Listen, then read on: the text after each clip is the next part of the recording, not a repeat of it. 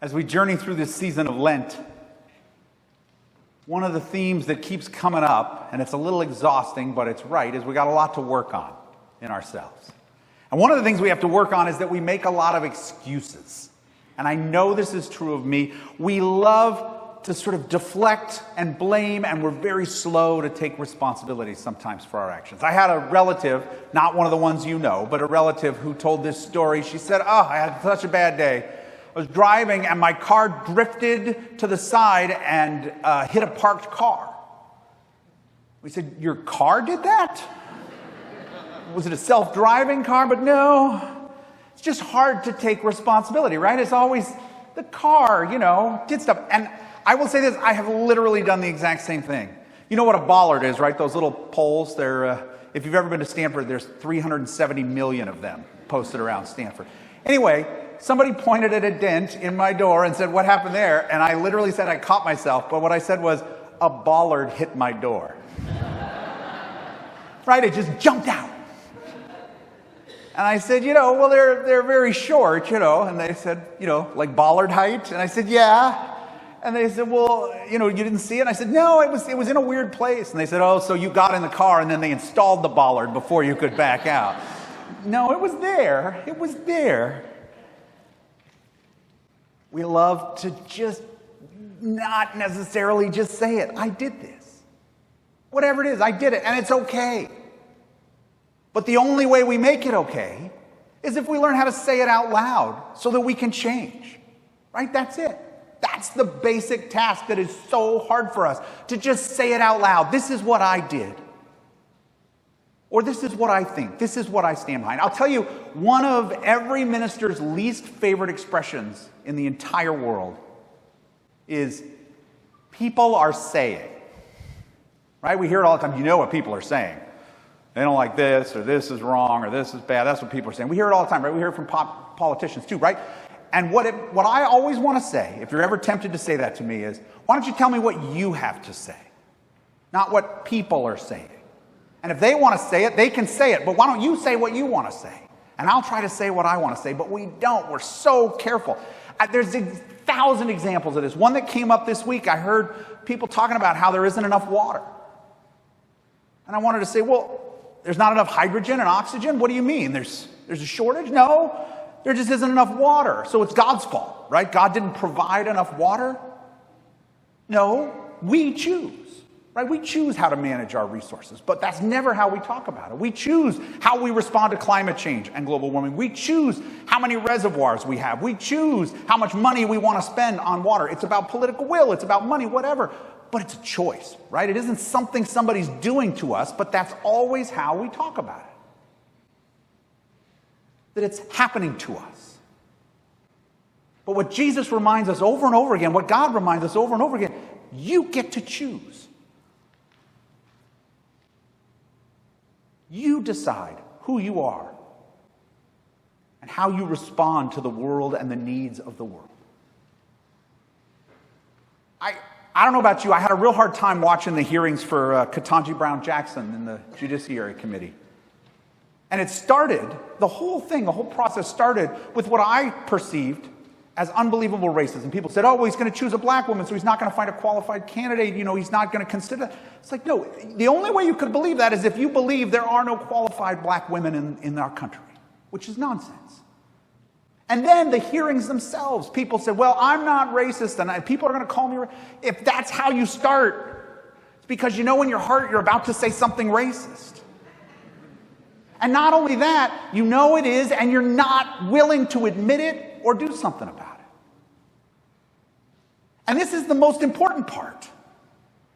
And I think this is really important. I will tell you, and I'm a racist too. I don't say this like judging and condemning other people. I have biases in me, and I see them all the time. I notice them all the time. And what's the difference, right? Is it that I'm beating myself up, or I should be blamed or condemned? No, it's about I want to work on it. I want to admit who I am. I don't always do it, but I want to. And that's what our call is. That's the walk of faith. We say, this is who I am, and it's different than who God is calling me to be. So I got to know who I am so I can get there. right? Or get a little closer. I grew up benefiting from where I was born and who I was born as. And I still benefit from it. A lot of you probably have, right? And if not, if you live around here, your children definitely have. Right? We're very blessed here. There's a lot of benefits. Some of it is exhausting. There are some things, that are hard to take, but we're lucky to be in this place. And one of the phrases of Jesus that we never read in church, but I'm going to say it to you right now, is he says, there's a couple of different versions of this, but this is the most pointed one, and it comes from Luke. This is what he says. He says, "Woe to you who are rich, for you have already received your reward." You got what you're going to get. So bad news for you. And when I think about this, I think I know what that means. Because what it means is when you have a lot of benefits, you don't think about all the time how blessed you are. You think about what's going to happen if I lose this. We get filled with fear. We say, no, you can't have homeless people parking around here. It's going to lower my property values, and I don't want to give up anything I have. We got to hold on to it. We get fearful. We get worried about losing things because we gain so much. And Jesus says that's going to hurt you. It's going to make it harder to be a good person. Because you become motivated by fear and frustration. So how do we be good people? This is what I've been talking about the whole time. The way we do it is we pay attention to ourselves and we tell the truth about ourselves and we look at ourselves with honesty and integrity and we say, how am I different than the person God is calling us to be? That's what Lent is about. That's what this season is about. That's what being a Christian is about. All of it. But too often, instead of seeing all the abundance in our lives, we're quick to blame each other. For all the stumbles, we always feel like we don't deserve quite as much as we get, and other people tend to get a little more than they deserve. Hear it all the time. If only I had this, things would be better. Then it would be okay. Then I could do this and this and this. We're always waiting for something. Good friend of mine, pretty wealthy guy, said the other day I was with him and he had gone to visit this giant winery and toured around. It was beautiful and big houses. And he said, it was just nice to see how the other half lives. And I said, the other half of what? Like, what is the half that you are in where this person is in the other half? And what I settled on, and he did not find this as funny as I did, I said, you mean the other half of the 1%, right? Like you're in the bottom half of the 1%. He's in the top half of the 1%. But this is how we talk, right? I do it all the time. We do this. We choose how we are in the world. We choose how we see ourselves in the world. We choose how we respond to the world. Yes, there are a lot of things out of our control. And God doesn't ask us to fix everything. God asks us to say, what about me? What can I do differently than what I'm doing right now? We can't control people. We can't control people's racism and stupidity and hatred and bigotry, whatever it is they bring. But this news from Isaiah is very ancient and it's still true. God is ready to do a new thing. Quit thinking about the past. Quit trying to imagine, I'd like to go back to when things were better for me. No. That's not how it works, God says. God is going to do a new thing. Don't you see it? Can't you perceive it? This is what Easter is about, a new thing. Resurrection isn't going backwards. It isn't putting things back the way they were. The new life of God isn't fixing things to make them the way we used to like them.